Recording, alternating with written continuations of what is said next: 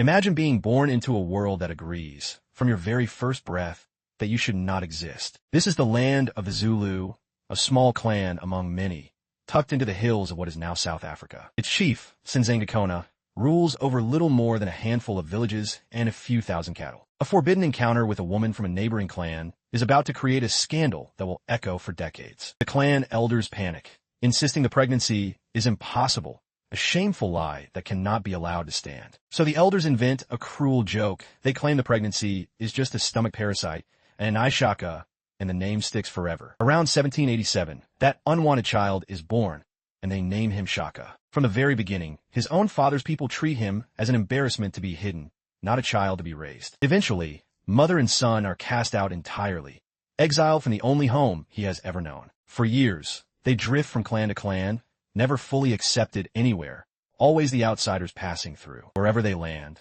the local children already know the story, and they never let him forget it. Here comes the beetle child with no father.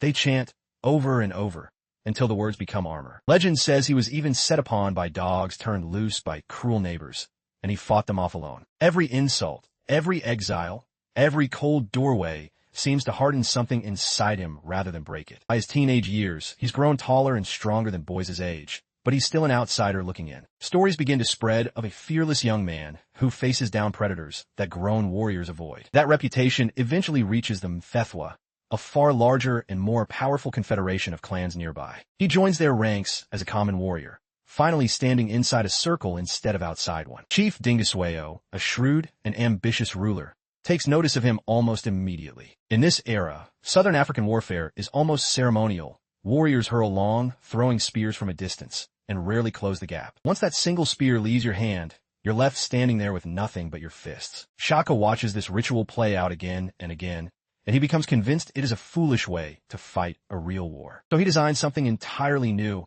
a short, broad-bladed spear meant to be kept in hand, not thrown away. He calls it the iklwa, named for the sucking sound it makes when pulled back out of an enemy's body. He pairs it with a taller, heavier shield, one built not just to block, but to hook an enemy's shield aside. Now, close combat becomes brutal, decisive, and personal, exactly the way Shaka wants it. He forces his warriors to march barefoot over thorns and rocky ground, toughening their feet until sandals are useless to them. Those who complain about the pain quickly learn that in Shaka's ranks, defiance carries a fatal price. Within Dingiswayo's army, Shaka quickly becomes known as the fiercest and most fearless fighter in every campaign. Then word arrives that his father, Mfecane, has died, and the Zulu chieftainship is suddenly in play. His half-brother Shaka moves quickly to seize the throne for himself. Dingiswayo, ever the strategist, backs Shaka's claim and lends him warriors to take it by force. He marches home to confront the brother who dared to take what he believed was his. Shaka does not survive the challenge, and the throne passes to Shaka instead. In 1816,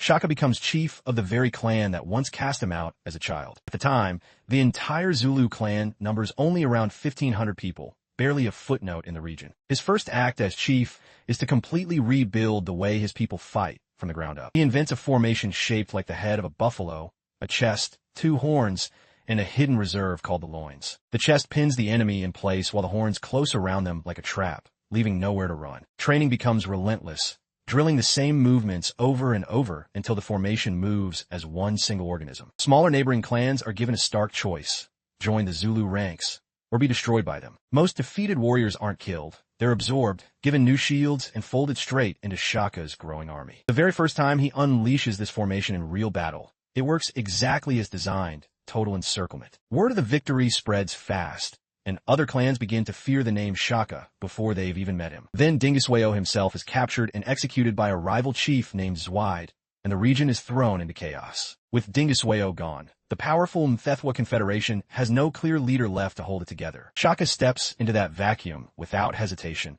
absorbing the remnants of the Mthethwa into his own growing nation. From here, the campaigns never really stop. One conquest simply leads straight into the next. We do not raid, he tells his officers.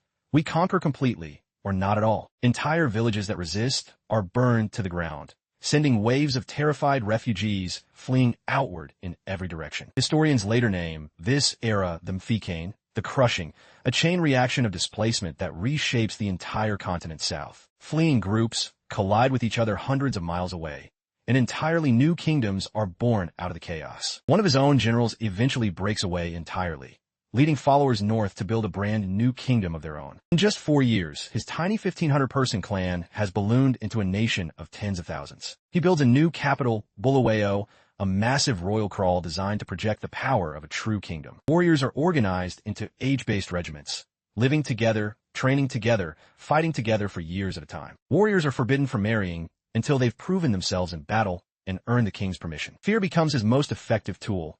Obedience isn't requested in his kingdom. It's simply assumed. His most dangerous rival now is Zwaid, the very chief who once had Dingiswayo executed. Zwaid sends a massive invasion force into Zulu lands, expecting a quick and easy victory. Instead, Shaka orders his people to withdraw, emptying villages and driving off the cattle, starving the invaders as they advance. By the time they reach the heart of Zulu territory, Zwaid's army is exhausted, hungry, and dangerously overextended. Then Shaka's warriors strike from the surrounding hills, and the trap he built for years finally closes completely. The Mthethwa army breaks completely, and Zwaid's power in the region collapses almost overnight. With his greatest rival broken, Shaka's control over the wider natal region becomes almost total. Around this time, the first European traders arrive on the coast. Curious about this powerful new kingdom they've heard rumors of, Shaka receives them with cautious curiosity, trading cattle and land for glimpses of their strange goods and firearms. The campaigns continue for years,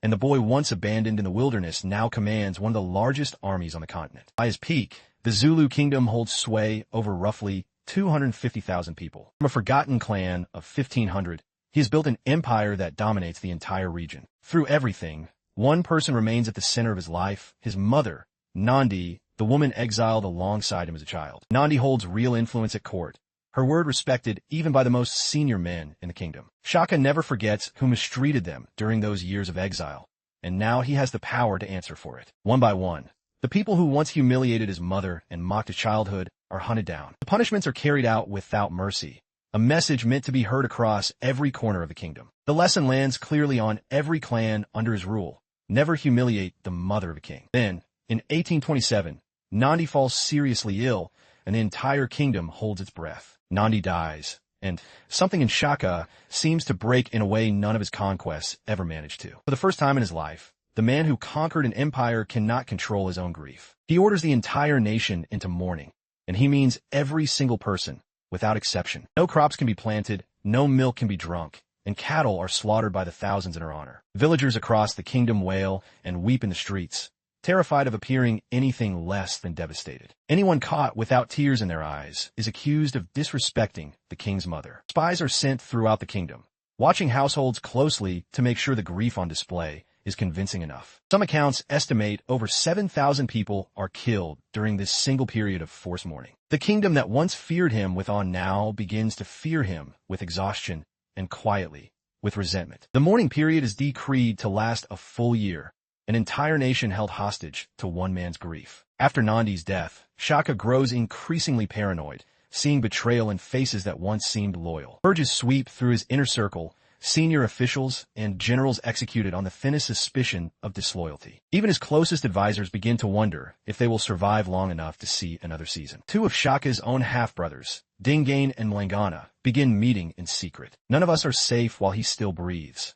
One of them warns, and the other agrees without hesitation. They recruit Mbopa, one of Shaka's own trusted royal servants, to help carry out their plan. They wait patiently for the perfect moment, when most of the army is away on a distant campaign. In September of 1828, that moment finally arrives. Envoys arrive at the kraal with news from the front, and Shaka steps out to greet them himself. With his best warriors far away, the most feared man in the region stands almost entirely undefended. Under the pretense of routine business, his half-brothers approach him from behind. The strike comes fast, brutal, and utterly without warning. Legend holds that his final words were a warning: "You will not rule this land. The swallows are already coming."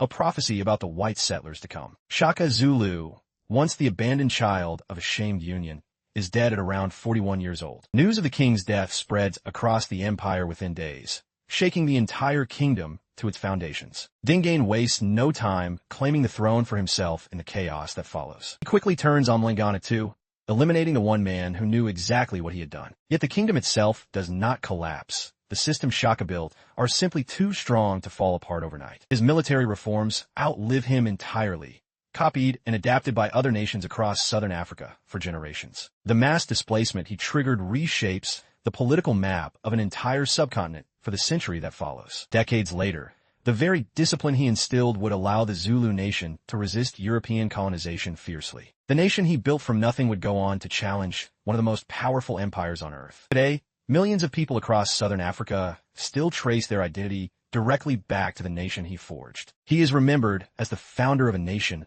a brilliant tactician, and a devoted son. He is also remembered as a tyrant, a man whose grief and paranoia cost thousands of lives. Both truths exist at once, and neither one erases the other. A boy the world tried to erase became the man who redrew the map of an entire continent. That is your life as Shaka Zulu.